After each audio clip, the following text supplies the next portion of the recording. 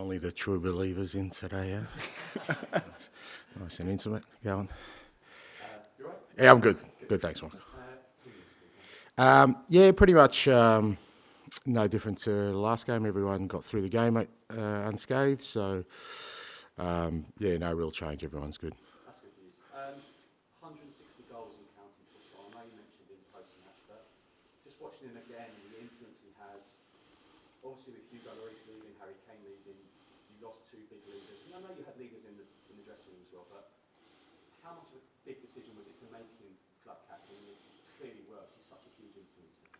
Yeah, it wasn't a big decision to make him the captain. Obviously, it was a big decision who the next sort of leader was going to be. Because, as you said, with obviously Hugo being such a huge influence in recent years, and obviously Harry as well, and even people like Eric Dyer and others who have been at the club for a long time, it was obviously going to be a key decision in terms of the direction we wanted to go. And part of, as I said all along, is I felt like we needed to make a change, in most things we were doing, just to show we're going in a direction. And it could have been very easy for me to think that Sonny's, probably not the change you need because he's been so influential. But I just felt he was such a natural fit. He's obviously been a leader within his national team, and I had no hesitation in sort of putting him in that position. But it's fair to say he's been outstanding, because sometimes when you sort of get the official title,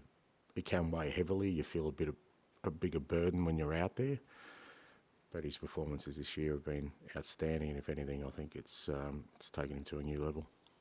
James Maddison, obviously, been a great signing, but maybe hasn't hit the heights from the start of the season, which is understandable. It was a big injury.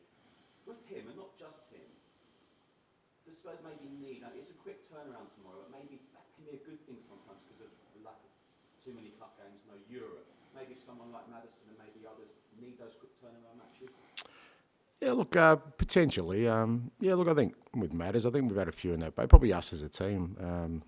I've said before, it's felt like a bit of a stuttering campaign. We've never really got into any sort of flow, probably apart from maybe the first 10 games. But that's part of the challenge, and whether that's Matters or other players who kind of, very few have had a sort of clean run at it all year. That's a challenge before us now with 9 games to go, is to try and finish the season strong, and a good challenge tomorrow night against a very good team. Timo Werner, maybe he thinks he probably should have scored in the first half, but I like what I was seeing with him and Brennan Johnson on the other side. How pleased have you been with Timo Werner since he's come in? Do you think there's more to come? And then is it still, we'll discuss his future at the end of the season? Yeah, look, in terms of his future, I think like most players, all these decisions will be made at the appropriate time. But look, I think it's been great for us. It was an important signing, I said at the time, because people forget that when we signed him, Sonny wasn't here. He was away with the Asian Cup, and then Richie got injured. So we would have had a massive hole in our lineup without Timo there. And it's fair to say he's made an impact in just about every game. He'd probably like a couple more goals, but I think at the same time he's an important part, of our structure. And I thought he was really good on the weekend, and it has been the last few games. And but I do think there's more improvement in him as he understands more around our game model. Nev? Hi, good afternoon. Obviously, Luton and West Ham, they present a different challenge, but as a collective, what type of improvement do you want to see out of a big derby tomorrow night? I don't think it's improvement. I just think it's further kind of development of our game model and getting some consistency in some of the things we do. As I said, it's been a very disruptive season, and I guess the positive for us at the moment is that we've got mostly a clean bill of health in terms of the players available. And, on the weekend it was really good to see that not just the starters, the guys who come on made a real impact for us. And, it's something we haven't been able to do sort of the middle and early part of the year. So it's just further improvement for us always. I want to ask you, please, about Brennan Johnson and his impact on the second half. Not for the first time this season, you brought him up and he got the job done. Brought pace, brought energy to the team. It was. Brennan was super on the weekend, and Look, he's another one. He's still young. He's still developing. He's moved to a big club where there's big expectations when you have a big transfer fee. But for the most part, I think he's handled it really well. He started the 2 games before he came off the bench, and he did really well against Villa. Wasn't great against Fulham, but most of the team wasn't great against Fulham. And then this one came again off the bench and made an impact. But I think, again, he's another one that's understanding more and more sort of how we want him to play, and he's adjusting to it. But like I said, I think for the most part he's handled himself really well this year. It was always going to be a tough sort of introduction when you're a young player with a big transfer fee, moving to a big club. And I think it's always harder with attacking players because usually they just measure them on one thing, and that is goals or assists. But I think he's contributing in more than just that. I want to ask you about the top 4 race, the challenge. Obviously, Aston Villa, yourself, Man United as well. There is 8-point gaps between you and United. Can you still see them challenge you? It's a big gap, and also they've been so inconsistent as well.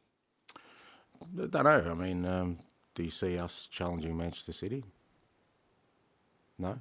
Well, they're only 8 points ahead of us. So if you don't see us Manchester, I think you've been more consistent than Man United. Well, that's what I'm saying. So there's 8 points. So you either think we can catch Man City or 8 points ahead of us, or you think Man United can catch us. I mean, to me, it's all irrelevant. Like I said, what's important for me is that I've said it quite a few times is that we want to finish the season strong and keep building on the foundation of being a team that hopefully in 12 months' time people are looking at us differently and talking about us differently. And to do that, it can't just be about where you finish or how many points you get. It's got to be more than that. But obviously, if we finish the season strong, we'll finish in a decent position, and we'll see where that takes us. Ali, please. Hi there, Ange. Obviously, on Saturday, you spoke a little bit about Dejan Kuluveski and why he came off and the cutting inside. Obviously, people forget he's still very young as well. Do you see him always being a right winger, or can you see him maybe at some points being on the left because of his being more left-footed, or would he come deeper in his career? What do you think kind of lies for him? Well, I think he's played in every one of those positions you've mentioned this year. So, yeah, Decky, and look, I think in general we've got a really young group, and and that's what I keep saying is my role within that is to keep challenging them, pushing them to improve, because if this is kind of the baseline for the majority of this group and we can get them to a new level, we're already competing, fairly well in this competition, and that's going to help us improve, So whether that's, Kuluveski or, Brennan Johnson or Van der Veen or Destiny or Pape or all these guys who, are in their very early 20s, is that, in their first or second year of the Premier League, then that's our challenge as a club and as a coaching group to try and improve all of them positionally. Then we'll see where that develops. But like I said, Decky's filled all those positions for us this year and done a good job in just about every one of them.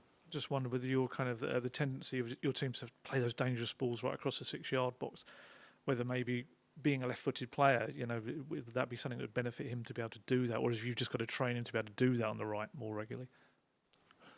I think they can do that. I mean, Timo's not a left-footed player; he plays on the left-hand side. So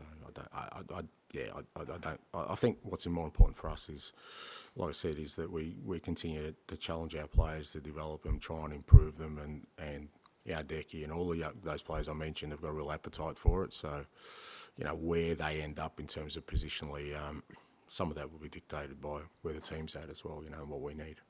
Richarlison, can I check how's he reacted after those few minutes? Is he in a position where he could start a game yet? He was much better after the game, and he felt a lot better. Trained yesterday.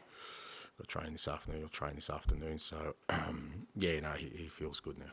Just want to ask you on Timo Werner, obviously being a successful signing. You've had a lot of successful signings since you've arrived. And then maybe that's coincided also with the club pushing towards a more database kind of recruitment between Johan Lang. So it's not me, it's the data. Yeah. No. All together. All combined. Well, actually, the question was that something you kind of pushed for when you came in, was the database stuff?